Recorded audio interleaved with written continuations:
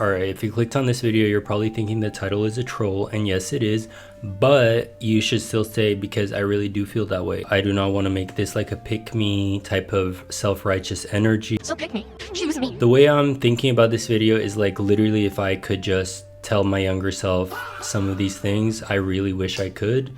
And that's all. There's no deeper meaning and I'm allowed to have my opinions, so it is what it is. I live in Amsterdam, which is like a very liberal city, like the Vegas of Europe, basically. Prostitution is legal, weed is legal, everything's legal.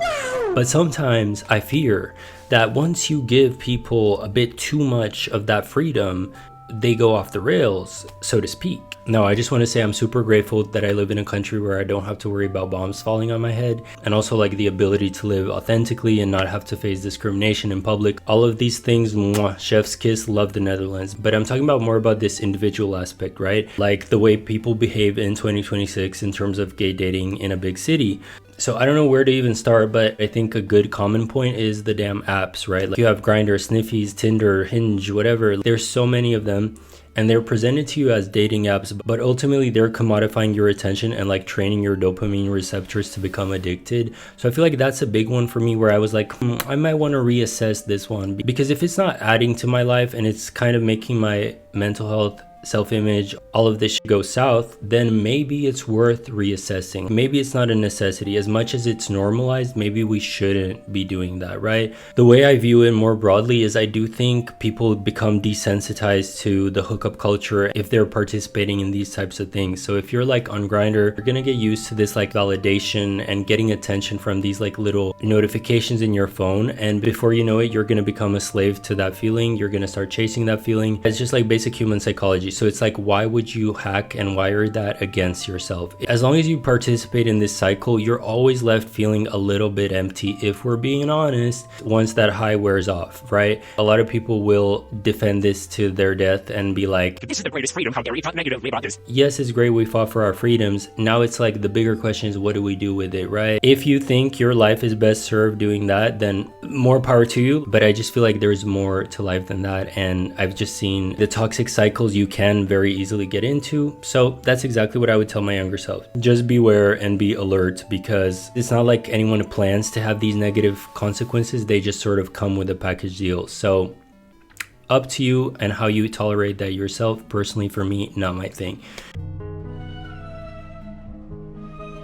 Also, just the concept of STDs freaks me the fuck out. Like, I'm genuinely, You need to leave. I would rather not have sex with a stranger than risk getting a lifelong disease potentially. And I was just talking to my friend the other day about this, and he was like, well, what are you talking about? STDs are treatable. And I'm like, not all of them. HPV, for example, lifelong. Herpes, lifelong. And you can't tell what kind of thing you're gonna get. Like for some people, HPV increases their risk of cancer astronomically. For some people, herpes, they get flare-ups every time their immune system's low.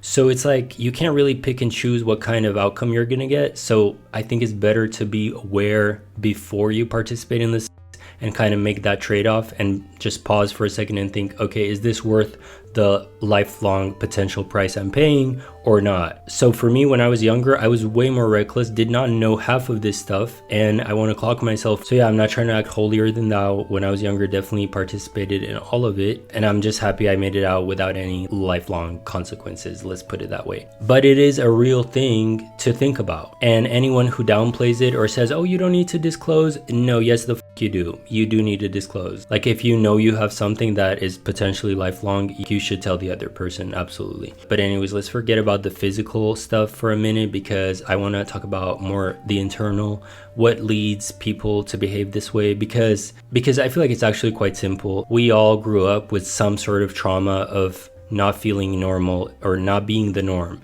So I guess we end up trying to compensate with these things by chasing external validation. There's a great book about this, by the way. It's called The Velvet Rage. Solid read, check it out. But point being, I think it stems from loneliness. I think people want connection and they don't know how to find it, so they just resort to the lowest common denominator, which is like these hookups, the things they can get easily. I don't think getting a man to sleep with you is an achievement. I don't think it's an accomplishment. Like, you could be chopped from head to toe, go on Grindr, and you could find a man to f. It's really not that hard. So I feel like it's a question worth asking, like, do these type of encounters make you feel more fulfilled, or do they low-key also kind of make you feel empty and addicted and keep coming back for more, and you're chasing this high which you never really end up getting? So I don't know, personally for me, I feel very disconnected from this hookup culture, this hypersexuality culture. And you could say, like, yes, straight people also do it, but like, to a degree, to a point. They also kind of tap out at some point. Like, a lot of my friends right now are settling down, having kids, and it's naturally making me have these thoughts where I'm like, is this the path that I'm also on, or am I in a completely separate universe? And sometimes it really feels like the latter. I don't see those examples in my community. I don't see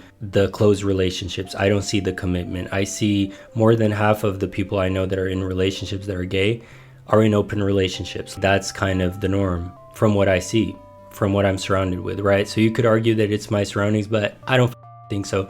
It's pretty similar in every big metropolitan city. I've lived in the States, in Australia, like pretty much anywhere where it's like a big city, this is kind of like the norm, right? I feel like in the gay community, you're sometimes not even allowed to talk about these things, because if you go against the norm, you're seen as like you're giving conservatives ammo, or you're like setting their rights back or whatever. I don't feel like that's a fair criticism, because like, I don't exist in a vacuum. I don't experience dating in a vacuum, right? Like, we're all here together on this earth. So I feel like it's normal to talk about this stuff. And if you see certain patterns, even patterns that I've participated in myself, I think it's worthy to talk about, right? One thing I've definitely been guilty of is like, I kind of picked up on the fact that if you act detached, you're way more likely to get the other person interested. So if you're acting like you don't care, that's actually going to make the other person chase you more. But that's more so human psychology. That's neither here nor there. But what I was trying to say is, you have to be aware of this, because if you're going into this dating world and you're naive and you're thinking everyone's on the same page and common sense is common, it's actually not that common. People have their own interests, and you got to be aware of that. And I just feel like something I'd say to my younger self is like to not take things so seriously, and to kind of realize that most people are just sort of existing. They're not really pondering any big life questions. They're just, trying to go to work, get that coin, eat, sleep, repeat. Like, so I'm not like scratching my head over here wondering why everyone's not like deconstructing their life. But I feel like asking these questions at least is beneficial to like figuring out what you want out of life. And it's like, are you really participating in something that's leading to the life you want? Or you're just doing stuff because it's been normalized, but it's not really in alignment with your own values? For me, it's definitely been the latter. And it takes a lot of strength and discipline to step away, not be on those apps, not go for the cheap dopamine hits, because I feel like at that point you're just wiring your brain to be weaker. So for me, the only way I can deal with it is like to step back, but I still haven't found like a long-term solution. I also feel like in the gay community, there's a lot of value placed on sometimes superficial stuff. There's like a higher value placed on superficial metrics like status, money, looks, whatever it is. And I think being in that environment long enough can psychologically damage people. Like, it can rewire your brain to simply spend more of your life doing things that actually won't matter. So for me, for example, there was a period where I was going to the gym 7 days a week, and looking back now at that, I literally don't know what the I was doing, because it's such a waste of time now that I think about it. Like, yes, I'm still going to the gym and maintaining my results, but I'm not out there thinking if I skip one day, I'm gonna die or lose all my results or whatever. So now I've kind of just shifted the focus to more spending my time with my friends, being actually present in the moment, because I feel like that's something I would regret on my deathbed. I don't think I would regret if my arm is 1 inch smaller. So that's just an example, but I definitely know a lot of other people who are in the gay community and they struggle with either their appearance, pressure to look a certain way, having clout, or being in this social circle, or having this amount of followers. It's like always this keeping up with the Joneses mentality, which I feel like holds us back from living more authentically. And this is something that's very individual, but I'm just saying as a whole, I've definitely seen these patterns before in the gay community. So in conclusion, I don't know what the answer is. I'm not trying to act like I got all the answers, just putting it out there to like start a conversation. So I didn't really have a script, so I was kind of rambling. Sorry about that. But anyways, if there's any topics you want me to cover, let me know. And if there's stuff I missed, let me know in the comments below.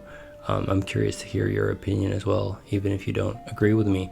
But that's about all for this one. Take care, and I'll see you in the next one. Deuces.